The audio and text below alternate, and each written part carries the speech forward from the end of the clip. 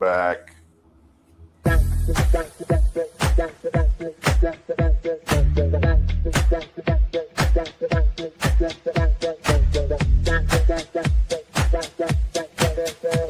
Connections Radio presents.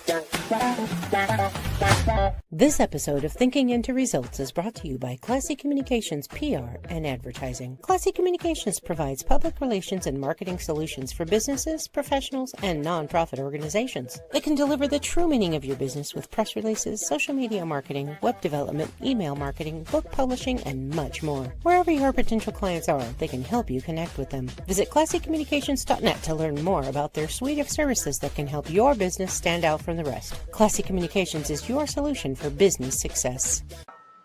I guess you can be very successful without one, and probably some people do. But I would not have accomplished anywhere near what I have accomplished without a mentor. I have had a number of mentors, and my whole life has changed dramatically. I went from going nowhere to having a business that operates all over the world. If you want to win in a big way, you want to get a mentor. It's almost like getting a direct pipeline from their mind to your mind, where you're gaining all their wisdom, all their experience, and all the studying that they've done over a number of years. And like that, you get it all in a short period of time.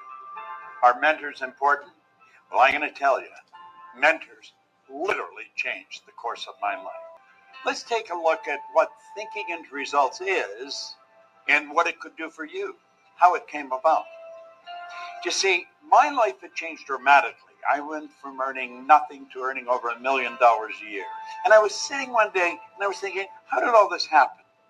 Do you know, I was reading Think and Grow Rich. I was studying Earl Nightingale's material. But a lot of people have read those books and studied Earl's material. And they weren't accomplishing what I was accomplishing. So I had to ask myself, what am I doing so different? You see, I had been raised to believe if you're going to earn a lot of money, you've got to be really smart. I was earning over $1 million a year, and I didn't think I was that bright. I was also raised to believe if you don't go to school, you can't win. Well, I hadn't gone to school. I went to high school for about 2 months. I didn't have a good job. I owned the entire company. If you want to be happy, healthy, and prosperous, it's all here. Thinking Into Results is going to show you how to get it. If what I've said really triggered something in your mind and you're thinking maybe, contact the certified PGI consultant, hit the button, leave the information, do yourself a favor, sit down and talk to them about what this program can do for you. This very well could be the decision that will change the rest of your life. Thank you, Bob. Well, welcome to our podcast, Thinking Into Results, sponsored by S&J Mentoring and PRConnectionsRadio.com. Our show today, you're going to love our show. It's Desire, not the name of the streetcar. I'm Sid Maestre. I'm a certified consultant with Thinking Into Results. And my co-host, my best friend, John Gage, a trained voice actor, and he's going to share some thoughts today. I am? Oh, I guess I am. Sorry. I couldn't resist. I guess I should kind of explain the name a little bit for all those youngsters out there that are listening.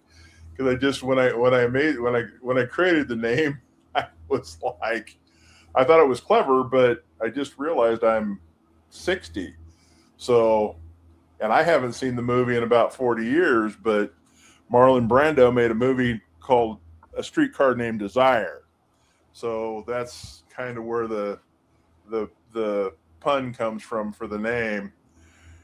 And I know that there are people out there that can appreciate that, and there are people out there that went, I don't get it. And it happens, but that's okay. But we are going to talk about desire today, but we're going to talk about a couple of different types of desire. And because desire is the main driving force for accomplishing goals. You need to desire something before you have it. But sometimes you have desire that you kind of have to create.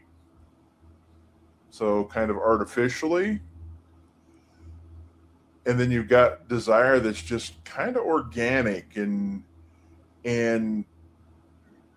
happens on its own and doesn't require a lot of work. It doesn't happen often, but it does happen. I mean, remember, Sid, when I went through thinking into results, and we went through the paradigm portion of it, one of the things Bob said that kind of stuck with me was there are two ways you change your paradigm. One of them is from a traumatic event that happens, that just kind of boom, it happens and you change your behavior. And then the other is gradual over time and created by you with intent. And so desire, it can either be organic, like the home that I just purchased. That was kind of organic. I didn't have to really put a lot of thought into it. It was something I wanted. It was something I needed. And I needed to manifest it quickly. The voice acting is something, it took me a lot of time to really kind of, because I'd have people, saying, oh, you've got this great voice and face for radio. So, it was something that took me a while to start appreciating. And so when you look at desire, which one is it? And would you agree with that assessment, Sid, that there are two types of desire in reality, how it works? Definitely. Can I share an organic one? Sure. Thinking about our show, and this past week, and I remembered going back to high school. And I like to play basketball. And I played. So can I ask you a question? Sure. Do you remember that far back? Yes. In fact, I don't know what I had for breakfast yesterday. Well, okay, I guess that's typical. So I've been playing basketball in grades, so 5th, 6th, 7th, and 8th, progressing, being on teams. And I didn't make the freshman team in high school.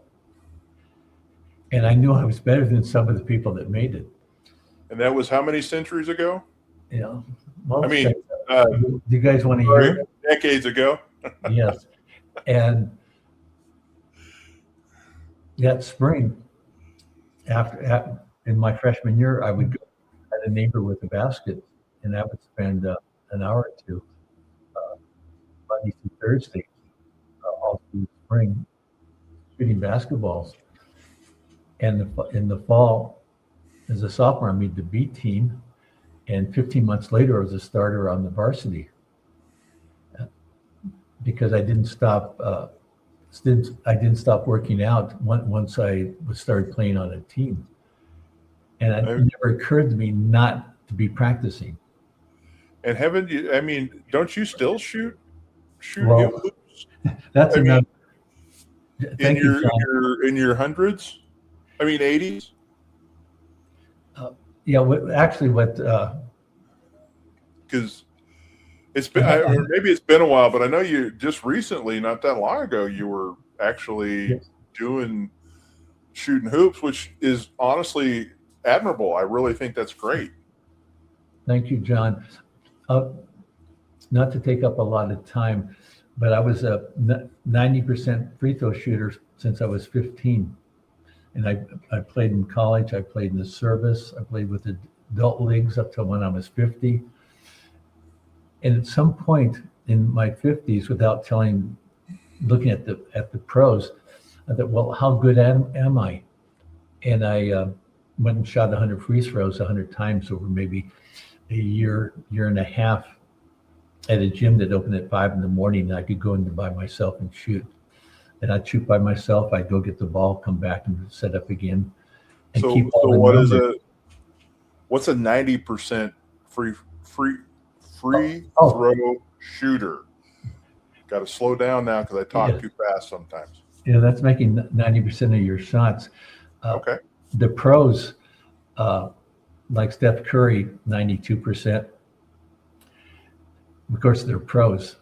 And I'm just a 50-year-old wannabe. This is in the 90s, and I went out and shot the 100 and I like to say I missed 600. The flip side is I made 94%. So now I feel real good. And I met an agent, or basketball agent, and he was representing Steve Nash, who's an All-American from Santa Clara back in the 90s, and had that MVP in the pros.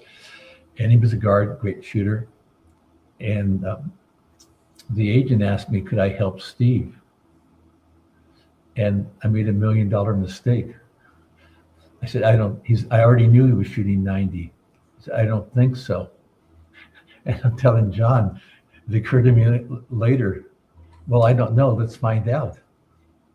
So simple. Probably if you asked 10 other people, they'd all say, well, let's find out. And what do we teach now? What have you learned from thinking into results? The answer would have been absolutely, I can. Oh, so right? Am I wrong? I'm going to say, John and I do not rehearse what we're doing. He didn't know the whole story. I might have told him a little bit yesterday, and Tyson didn't know why we're here. I was coming from a negative viewpoint. I didn't have the positive attitude. Correct. And when we're talking about going after your desire, what you want, it has to be desire. You have to want it. But I'm going to throw it back to you, John, because John has had a couple of stories, but in particular, he had a recent organic desire show up. I have, yes. You know, the home that we're living in, you know, we were living up north, and my wife, so we get married. Everybody knows when that happened, right? So we're on a honeymoon for 3 weeks. 3 weeks. We come back. My wife gets an email. We need you to work down here in this library. And we need it in 2 months. And I'm like, excuse me? When? Because it's like a 3-hour drive one direction. And it's like, okay. Well, she ended up having to do the 3-hour drive for about a month and a half, 2 months. Fortunately, they were kind enough to let her work from home twice a week, but she had to do this drive. So we needed a home. I didn't want to rent an apartment. Didn't want to pay rent. I wanted to buy a house. So we spent a couple of weekends coming down here. We looked, and then we found a house. We decided on a house, made a bid on a house, you know, all of the stuff you do for a house that I learned to do because I never actually purchased a home like this or in Florida. And that house fell through at the 11th hour, and we still had about a month and a half before we had to be out of our apartment. So we had to find a house. And as it was, we still had to pay for hotel rooms for 2 weeks because it just took that long for everything to close for us to find it. But you know what? We were able to find it. We were able to pay for everything. We had all the money we needed. We had everything we needed when we needed it. And it was all organic, and it was all manifested because all I did was go, once we decided on the house we wanted and we were solid on that house, I took every picture that I had of the house. I put it on my computer, and every 2 minutes, a new picture would slide across, and I would picture me and my family in that area of the home. Or what we would be doing at the time. You know, like in the kitchen, okay, I'm cooking and my wife's over there doing this, and you know, maybe my children from out of state are visiting. You know, I was putting us in this home, and we ended up with this home because we decided that's where we were going to be. It's kind of like you can if you think you can, but it was something that happened. I didn't have to put the pictures up, but I knew I needed to manifest this home quickly. And it didn't take much to think about it because the pictures were scrolling across. And at a certain point, I'm sitting here working, not really paying attention to the screen, going, hey, you know, I wonder what, and without even looking at the screen, I wonder what my room's going to look like. Because once I get my swords hung up in the back, that's going to look pretty cool. Okay, I'd use another term, but I don't know that we can. Begins with bad and ends with an S. But it's going to look really good back there. My wife's got a big plan for it. I can't wait to see it. But this all comes together organically. The voice acting, that's taken a while. And I guess technically you could say everything is organic in a sense, because eventually it becomes a part of you. Once it becomes a part of you, it's an organic. It's organic. But the house was a need that had to happen. The voice acting is something I really desire. I really want to do it. And I mean, I have a closet right over here that I'm going to turn into a studio. As you can see, I've got my 2 lamps over there now. You know, and I got a nice little pool out here. You know, John, can I interrupt for a second? So I have a nice view. Yes, as soon as I'm done talking, you can. No, it's related. But I got this nice view, and I've got this pleasant. I can leave my windows open, and I can hear the wildlife because there's a pond just a football field's length away. It's beautiful, so it's allowing me to manifest other things. Go ahead, Sid. It's a simple question. Did you write down the goal of being a voice trained actor? Yes. I rest my case. You wrote it down. That's the first step. I wrote it down. I have a whole manifestation. I ended up putting all the manifestations on my iPad. Oh. Because, well, for 3 weeks, I had no paper. Everything was packed, but I had the iPad with me. I'd get up in the morning and I'd read the iPad. You know, I had it for the house too. I should have brought it over here with me, but maybe I got it right here. Yep, I do. Hold on.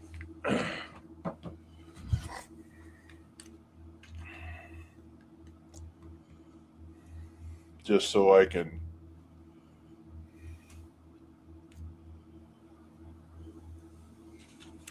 And you can see all the ones in white are my affirmations. Okay, good.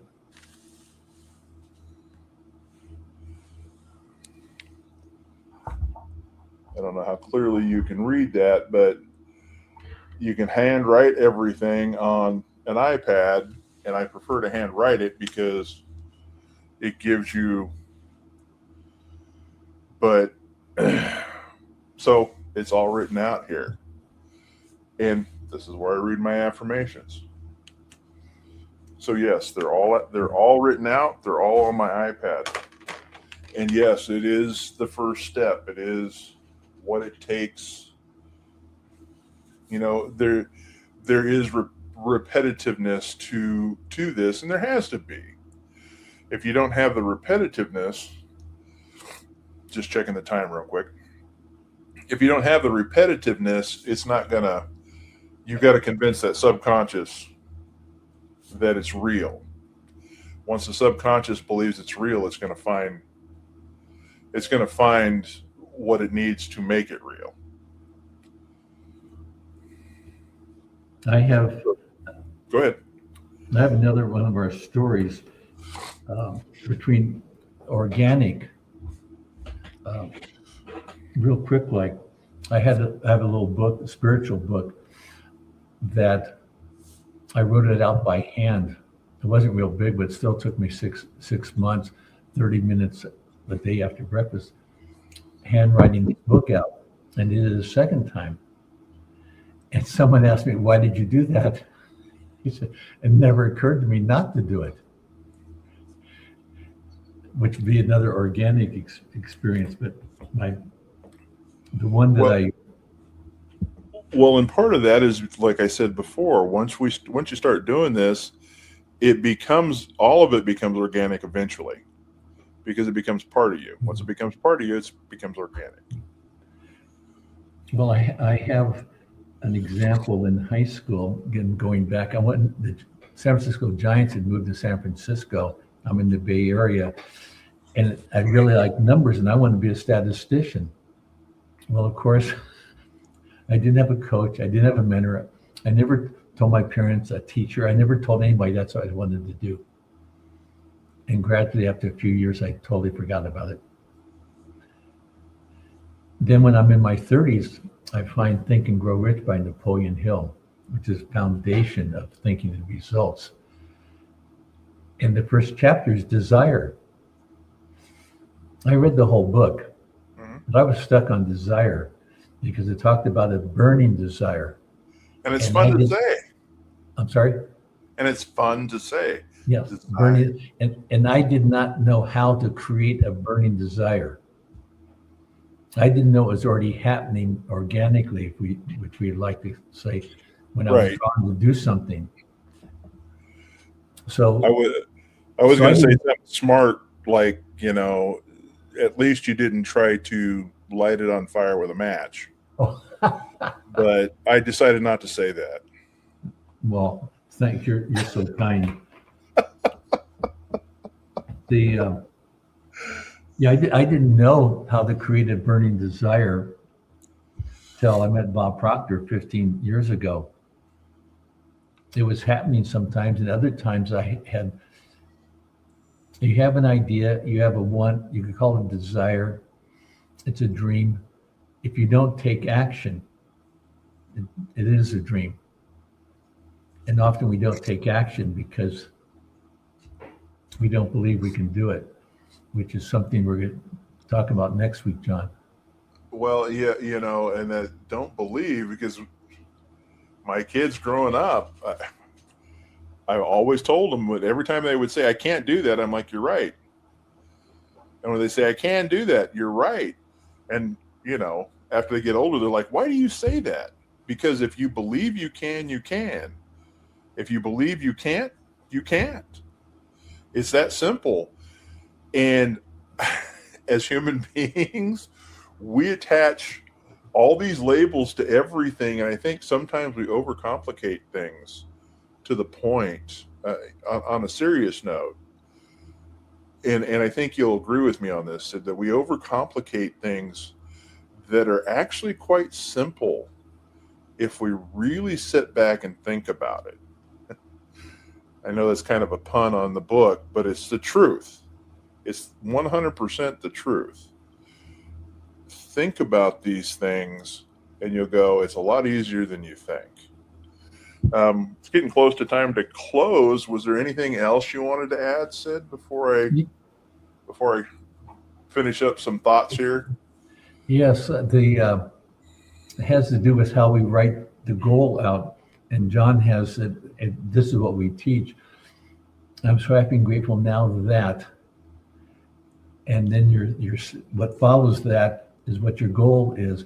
And it's written in the present tense, like you've already got it.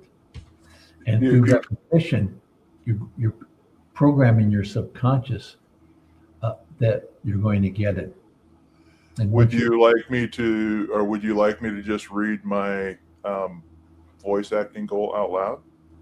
I thought you'd never ask. Please do. I am so grateful for my voice acting career. I net over $5 million per year. I work regularly. I record voices for children's cartoons, audiobooks, commercials, movies, corporate training videos in my amazing home studio. I like that. and it's very descriptive. You know, it's very detailed. My voice acting career, not grateful for the one I'm going to get for the one I have. I net over X amount per year. I work regularly. I record voices for children's cartoons, which I'm looking so forward to being a bad guy. I think that's I just want to do that for fun. Audiobooks, commercials, movies, and corporate training videos in my amazing home studio. And I have the address written down here also. I'm just not going to read that. But it's very specific, and that's what you taught me.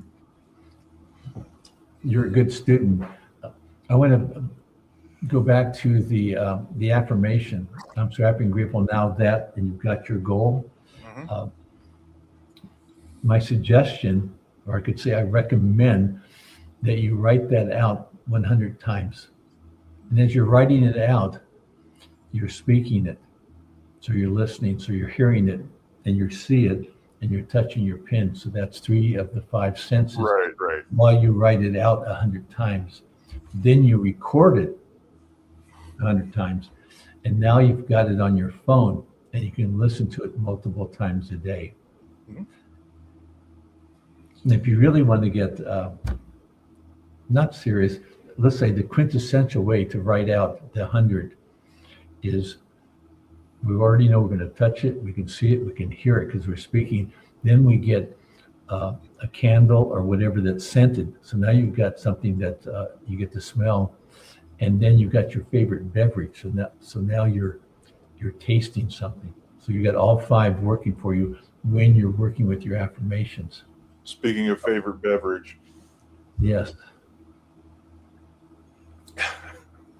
So that's my suggestion on what to do with your, actually, we're talking, I'm so happy and grateful now that, and we've been talking about the goal, but every day you should be doing some gratitudes. I'm so happy and grateful. I'm so happy and grateful for, and then you write your gratitude. Right. And see, and for me, what works is I am so grateful for my voice acting career. Well, I like that. And I don't use the term now because I think it doesn't work psychologically for me. So I just use, I am so grateful for my voice acting career, because that is a definite statement that this is reality, because we've talked in the past about how the subconscious doesn't understand, and I'm going to have to close here, but the subconscious does not understand the difference between joking about negatively and speaking negatively. So we kind of have to be careful about how we word things so that our subconscious sees it as reality. And we got a couple minutes, 30 seconds. Sid, is there something you want to say? Yeah, real quick, be careful what you say following I am blank, because whatever you say is going to come looking for you. Mm-hmm. Now I heard, I think Joel Osteen, one of the ministers on TV, and that if you say something that's a negative, it's going to follow you. But on the other hand, when it's something that's good and you want it, and you're putting it in the affirmation, and therefore, you know what you want, it's going to come looking for you. John? Thank you, Sid. I appreciate it. I just want to thank all our viewers for sharing your time. I really do appreciate that. Sid and I both appreciate that. If you wish to learn how to accomplish your goals, because there's an old saying that tell me what you want and I'll show you how to get it. That's what we do here, but that takes a little bit of discovery. So if you just go to our website, sj-mentoring.com, fill out the form for contact, somebody will get back to you, and then we can learn about your unique situation and show you how to accomplish your goals. That's sjmentoring.com. And like, share, tell your friends, yell it from the top of the Empire State Building, although I don't know if that'll do any good. You can try. Just let people know about the podcast if it's helping you at all. If you have, share it. It helps us. It helps PR Connections. They're our parent, company that we do this through, and it helps everybody all the way around. Thank you. Join us next week, because we're going to be talking about faith, and the title is Faith, a User Guide for Moving Your Mountain. Thank you, John. See you next week. Thank you. Have a great day, everybody. PR Connections Radio thanks you for watching this podcast. Check out more episodes of this show and our others at prconnectionsradio.com.